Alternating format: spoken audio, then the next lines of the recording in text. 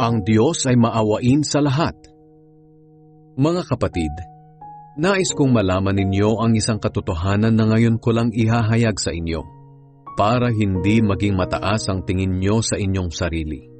Ang pagmamatigas ng mga Hudyo ay hindi panghabang panahon.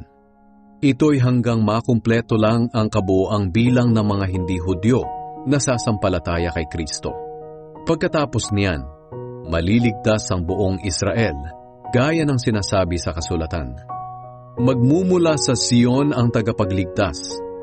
Aalisin niya ang kasamaan sa lahi ni Jacob. Gagawin ko ang kasunduang ito sa kanila sa araw na aalisin ko ang kanilang kasalanan.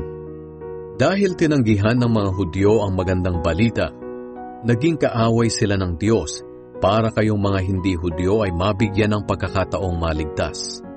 Pero kung ang pagpili ng Diyos ang pag-uusapan, mahal pa rin sila ng Diyos dahil sa kanilang mga ninuno. Sapagkat ang Diyos ay hindi nagbabago ng isip sa kaniyang pagpili at pagpapala. Dati, kayong mga hindi Hudyo ay suwail sa Diyos, pero kinaawaan niya kayo dahil sa pagsuway ng mga Hudyo. Ganoon din naman, kakaawaan niya ang mga Hudyo sa kabila ng pagkasuwail nila, tulad ng ginawa niya sa inyo.